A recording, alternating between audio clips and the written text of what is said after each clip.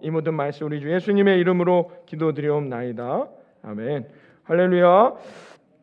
여러분 이제 여리고성도 무너뜨렸고 요단강도 건너왔고 아이성은 실패도 했지만 결국 아이성도 승리하게 된 이스라엘 백성들이죠. 그래서 오늘 본문에 보면 그 일 후에입니다. 그렇죠? 1절에 이 일 후에로 시작하고 있는데요. 이 승리를 경험한 이스라엘 백성들의 이야기가 가나안 땅에 있는 7 족속에게도 소식이 전해지게 된 것이죠. 그래서 이들이 위기감을 느끼고는 모여서 연합군을 7 족속이, 그러니까 쉽게 말하면 7 나라가 한 나라를 치겠다고 지금 연합군을 만든 거예요. 이게 상대가 안 되죠. 이미 끝난 전쟁 게임이 아니겠습니까? 그 얘기가 오늘 본문에 나왔는데 1절과 2절에 보세요. 우리 함께 읽어보겠습니다. 1절과 2절 시작. 이 일 후에 요단 서쪽 산지와 평지와 레바논 앞 대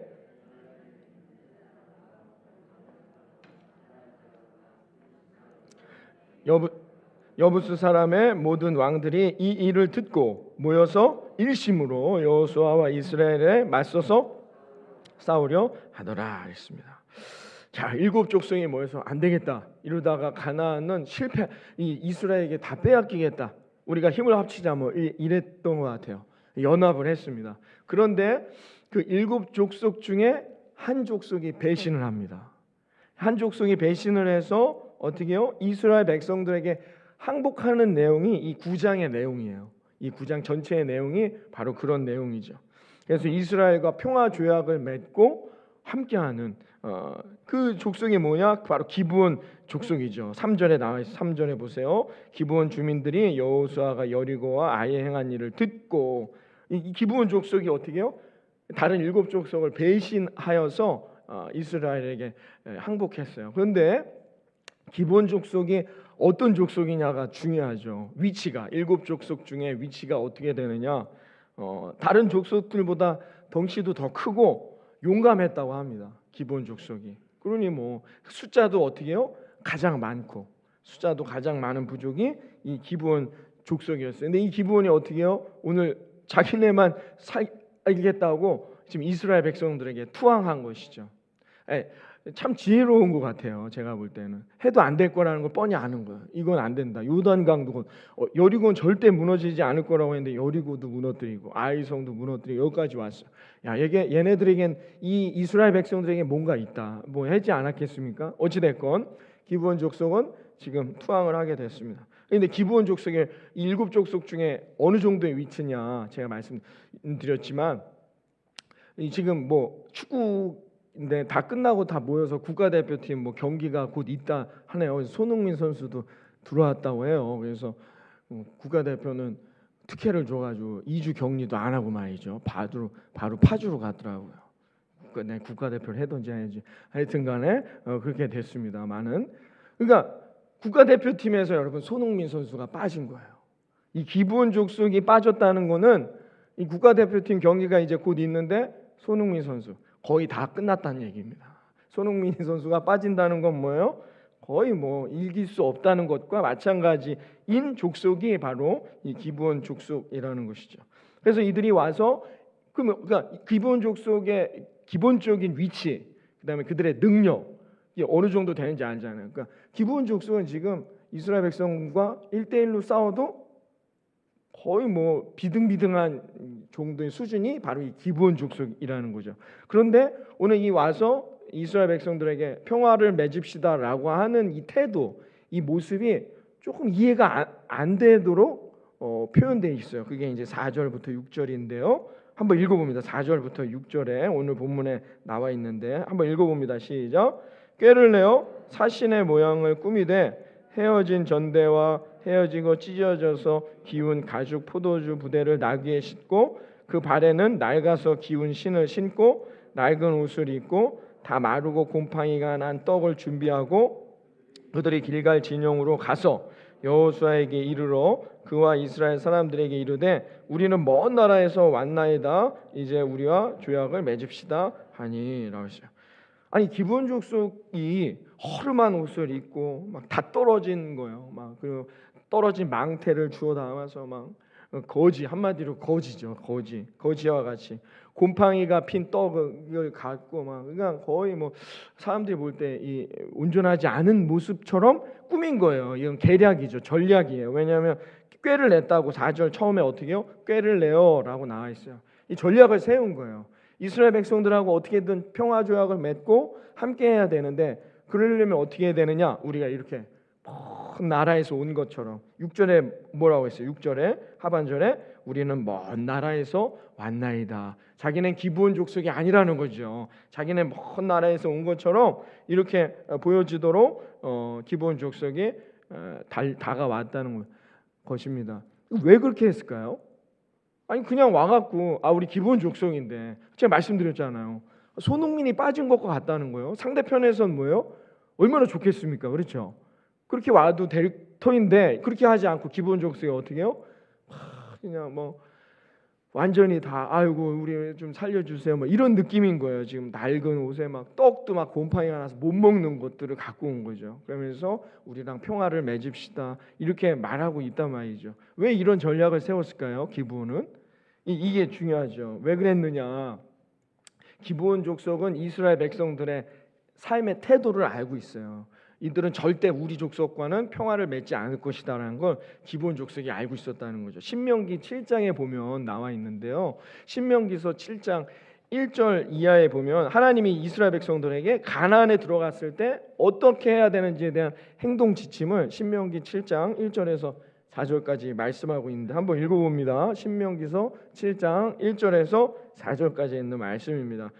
함께 읽습니다. 시작. 내 하나님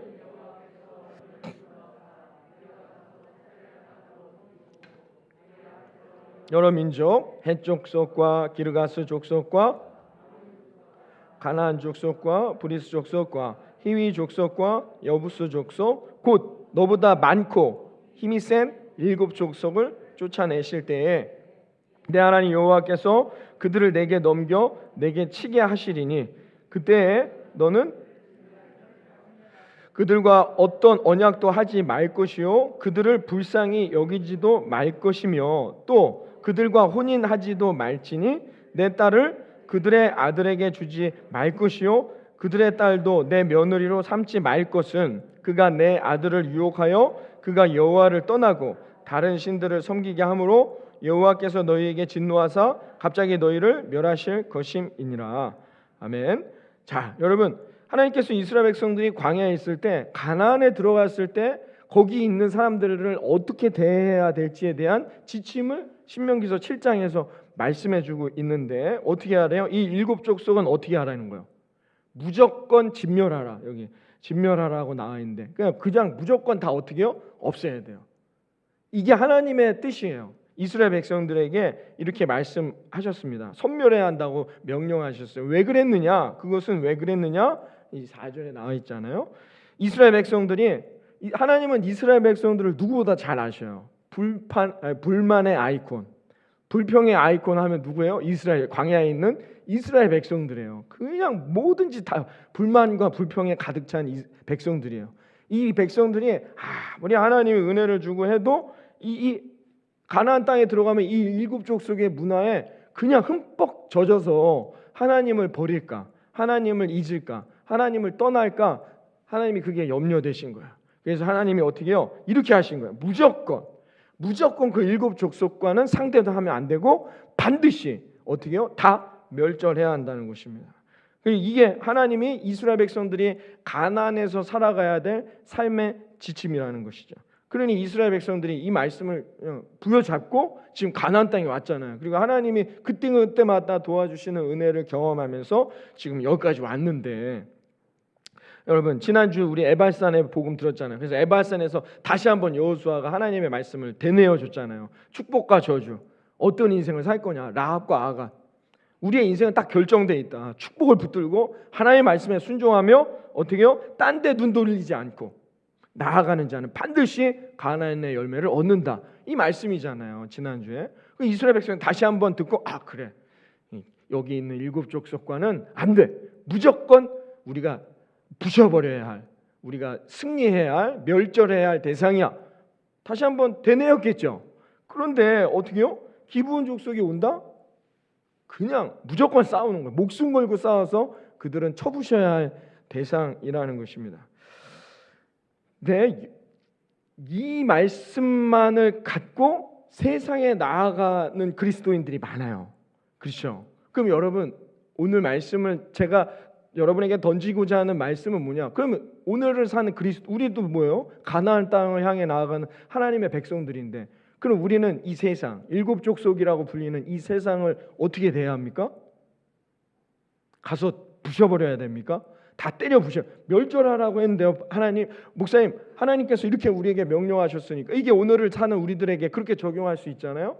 그래서 이 말씀만을 갖고 나가서 그렇게 살아가는 분들이 많아요. 그러니까 그러면 안 돼요. 이 말씀은 거기서만 끝이면 안 됩니다. 왜냐하면 하나님이 또 다른 옵션도 주셨어요.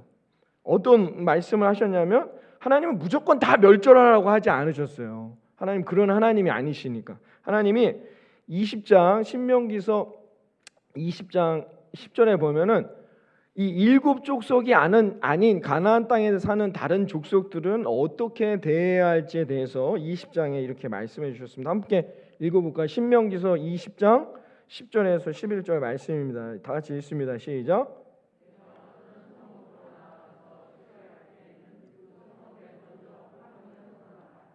그 성읍이 만일 그 모든 주민들에게 내게 조공을 바치고 너를 섬기게 할 것이다 라고 말씀했습니다. 여러분 어떻게요? 화평하래요. 너희 먼저 화평을 난 너희들과 잘 지내고 싶어 라고 이건 분명히 성경에 이 말씀도 있단 말이에요. 그러니까 우리가 여러분 믿는 그리스도인들인데 믿지 않는 비그리스도인들과 어떻게 해요? 잘 지내라는 얘기예요. 너희가 화평을 선언해라. 근데 그 사람들이 아니 난 싫어, 난 너희들하고 잘 지내기 싫어. 그러면 잘 안 지내면 되는 거예요. 그러나 그래 뭐 어때, 우리 잘 지내자 하면 어떻게 해요? 여기 보면 내게 조공을 바치고 너를 섬기게 하라. 이건 노예를 삼으란 뜻인데, 이 맥락 안에 아까도 제가 광고 시간에 말씀드린 것처럼 이 맥락 안에 있는 문장에 대한 원어의 해석을 보면은 이 노예를 삼으라는 뜻이 아닙니다. 이건 뭐냐? 이스라엘과 하나의 공동체, 한 개념, 한 민족. 그 사람들도 어떻게 해요? 우리 이스라엘 백성들과 먹고 마시는 한 형제 자매와 같이 받아들이란 뜻이에요. 이 말은 내게 조공을 바치고 너를 섬기게 하라는 것은 그러면 이거 세상 가나안에 가서 무조건 다 노예를 삼아야 되는구나라고 우리가 해석할 수 있는데 그렇지 않아요. 오늘 여러분 기브온과 결국 어떻게 돼요? 한 식구가 돼요. 이스라엘 백성들이. 그래 이제 너희는 우리 같은 백성, 같은 민족. 그래서 같이 먹고 마시면서 기브온 족속과 우리 다음 주에 살펴보겠지만 기브온 족속이 그러면 남은 어떻게 되겠어요? 이 배신자에서 다른 족속들에게 공격을 받습니다. 그때 어떻게 해요? 이스라엘이 가서 도와줍니다. 이런 관계가 됐단 말입니다. 그러니까는 그냥 뭐 노예의 개념이 아니라는 거죠. 그러니까 하나 되는 거예요. 그래서 이것을 하나로 모아서 한 공동체가 되는 거죠. 기브온은 이 이스라엘 백성들의 삶의 태도를 알았어요. 그렇구나. 이스라엘 백성들은 함께 먹고 마시며 형제가 될 수 있어. 이스라엘 백성들하고 우리가 전쟁할 필요가 없어, 싸울 필요가 없어. 기브온은 이것을 알았단 말입니다. 그래서 와서 오늘 본문에 뭐예요? 먼저 우리가 너희들과 화평하기를 원한다라고 기브온 족속이 말했어요. 그런데 왜 그러면 허름하게 막 이렇게 꾸미고 왔을까요? 이 신명기서 20장에 나와 있는 이 내용은 하나님께서 어떤 백성들에게 주셨냐면 가나안에 살거나 주변에 있는 먼 나라들이라고 말씀했거든요. 20장 15절 말씀이 있습니다. 함께 우리가 신명기서 20장 15절에 이 대상이 어떤 사람들이냐? 이 사람들이에요. 함께 읽습니다. 시작. 내가 내게서 멀리 떠난 성읍들 곧 이 민족들에게 속하지 아니한 성읍들에게는 이같이 행하라라고 말씀합니다. 그러니까 누구예요? 여기서 멀리 떠난, 그러니까 이 일곱 족속이 아닌 다른 족속들을 말하는 거예요. 그러니까 이 기브온 족속이 그걸 알고 어떻게 해요? 마치 먼 성읍에서 오는 것처럼 자기들을 변장한 거죠. 속이려고 이스라엘 백성들은. 우린 기브온 족속이 아니야. 우린 너희 하나님이 말씀하신 것처럼 먼 성읍에 있는 일곱 족속이 아닌 다른 족속이야. 그러니까 우리를 받아줘. 이렇게 전략을 세워서 오늘 다가왔다는 것입니다. 그래서 변장을 하고 온 것이죠. 여러분, 이 오늘 본문의 핵심적인 내용은 바로 이런 내용들이라는 것이죠. 저는 이 말씀을 통해서 여러분과 함께 생각해 보고자 하는 것이 있습니다. 먼저는 뭐냐? 하나님은 왜 일곱 족속에게 여지를 주지 않았어요? 절대로 일곱 족속과는 어떻게요? 함께 하지도 말래요. 멸절하라는 거예요. 그렇습니다. 우리가 여러분 그리스도인들이, 하나님을 믿는 자들이 믿지 않는 세상, 비그리스도인들을 대할 태도, 첫 번째는 뭐냐? 이와 같아야 한다는 것이죠. 그들과는 함께 할 수 없어요. 여지를 두어서는 안 된다는 겁니다. 고린도후서 6장 14절에 이런 말씀이 있습니다. 너희는 믿지 않는 자와 멍에를 함께 매지 말라. 의와 불법이 어찌 함께하며 빛과 어둠이 어찌 사귀겠느냐라고 주님 말씀했습니다. 여러분, 믿지 않는 사람들과 멍에를 함께 매지 말라라고 말씀했어요. 멍에라는 건 뭡니까? 멍에는 뭐요? 소가 한 방향으로 가도록 하는 기구입니다. 한 방향으로 가야 된다는 거예요. 그런데 어떻게 해요? 믿지 않는 사람들과는 어떻게 해요? 결국 한 방향으로 갈 수가 없어요. 우리가 살아가는 인생, 그리스도인들이 살아가는 인생의 목적지가 다르고 가치관이 다르고 기준이 다르기 때문이라는 것입니다. 그러므로 여러분, 완전히 다른 그들과는 함께 할 수가 없어요. 왜?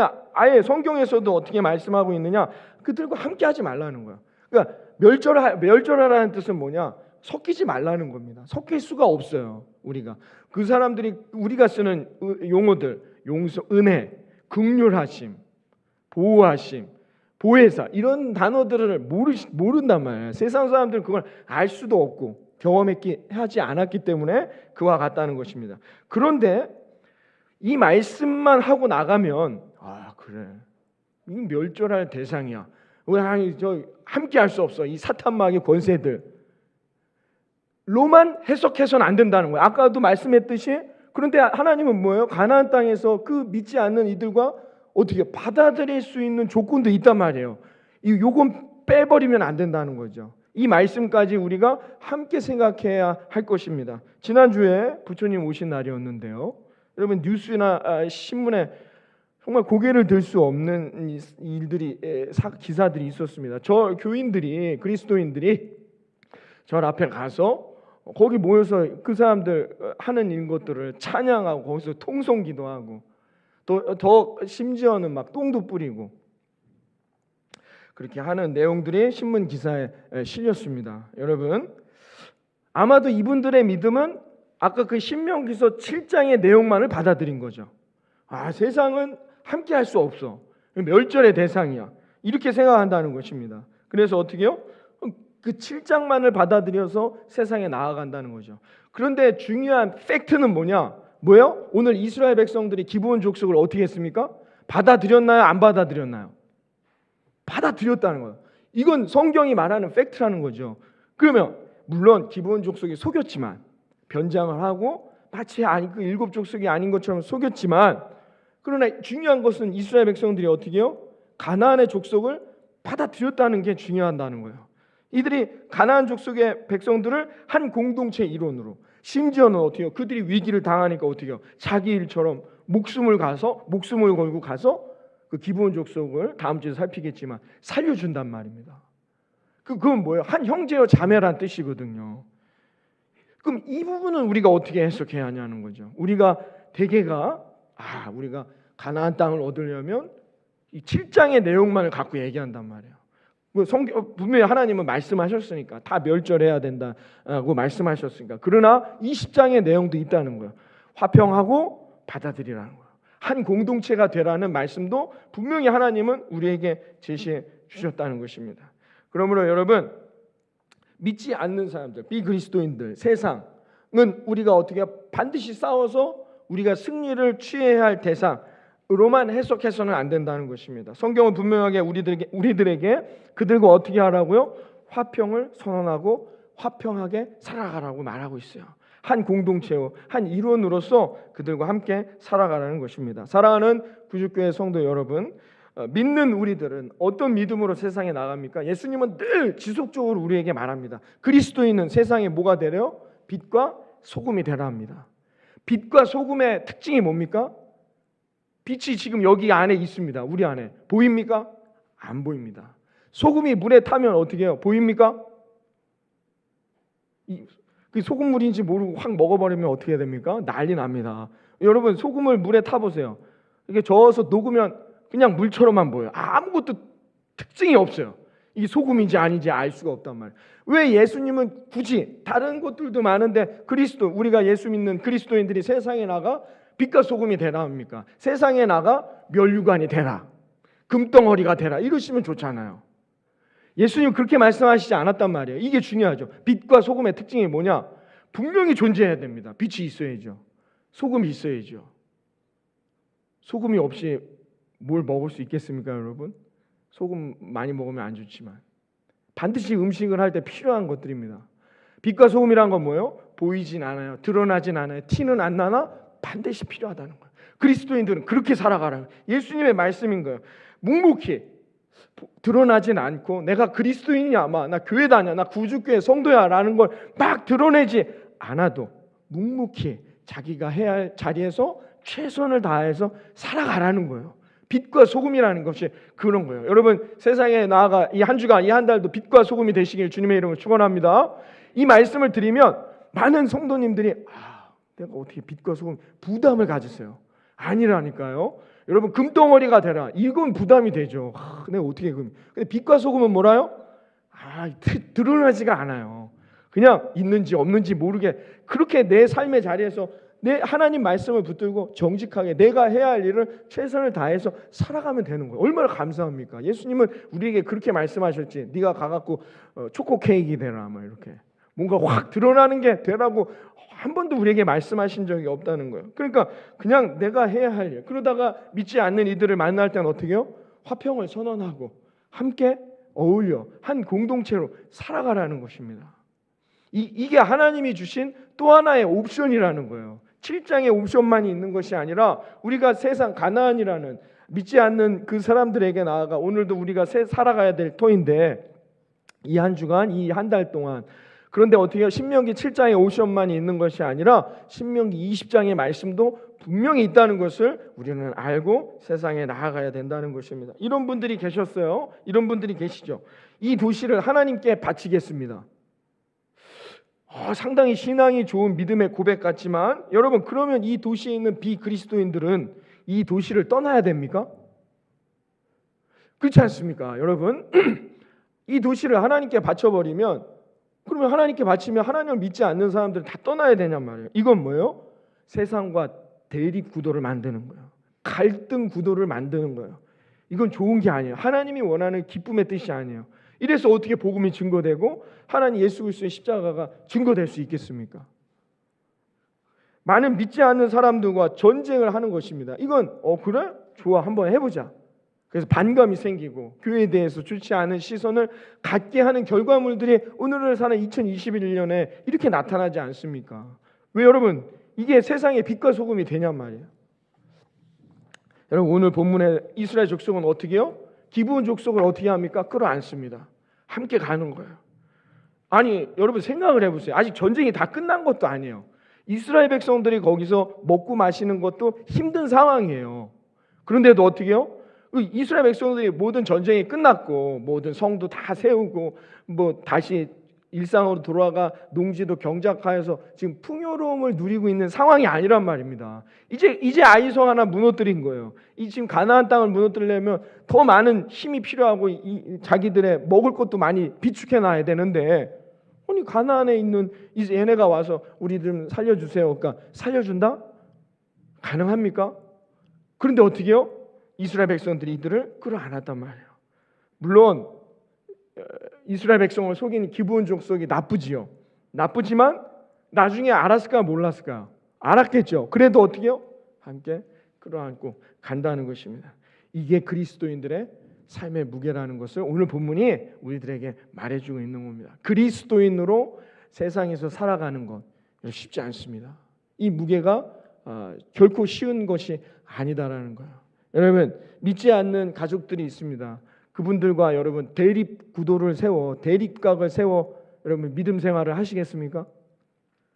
믿지 않는 형제들과는 어떻게 갈등하면서 나는 구원받았지만 믿지 않는 그들은 어떻게 해야 되는 것입니까?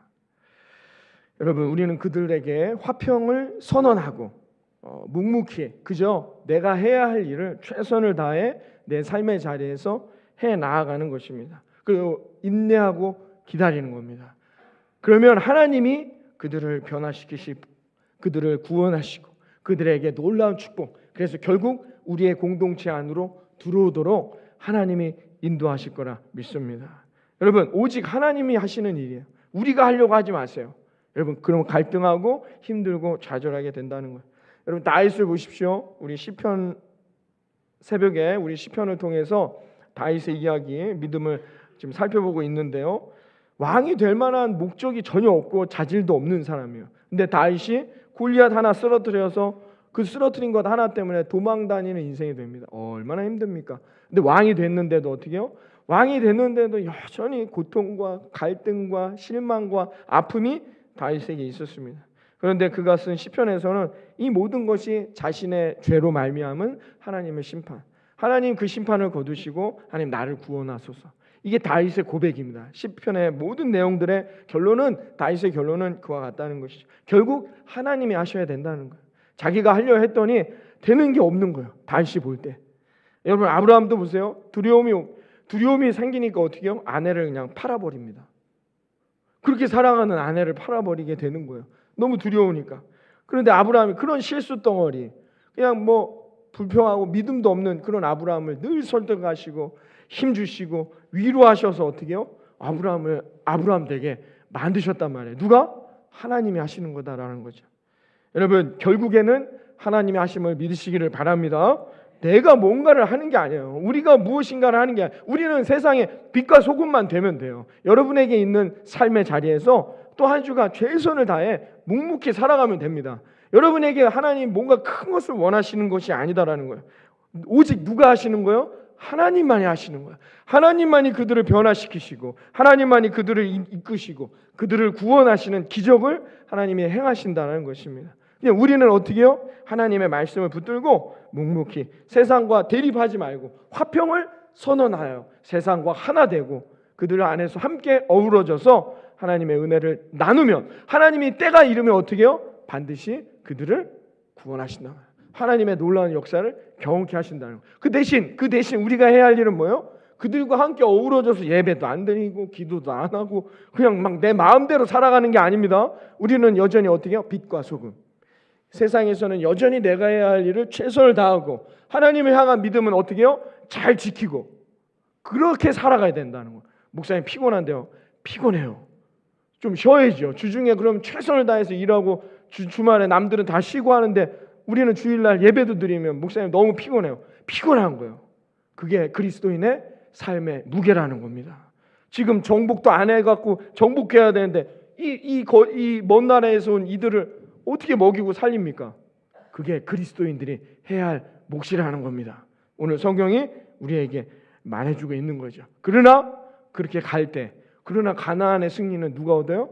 묵묵히 그 길을 걸어가는 우리들에게 하나님이 허락하신다는 겁니다. 이 믿음을 붙드시고 여러분 이제 6월 한 달 시작될 때 여러분 삶의 터전에서도 여러분 묵묵히 여러분의 일들을 최선을 다해 살아가시면서 세상을 화평하며 여러분 가족과 이웃과 믿지 않는 이들에게 늘 기도하며 함께 나아간다면 하나님께서 6월 한 달 우리가 알지 못할 놀라운 계획들을 응답해 주셔서 저와 여러분의 삶의 아름다운 열매로 허락해 주실 거라 믿습니다. 기도하겠습니다. 하나님 감사합니다.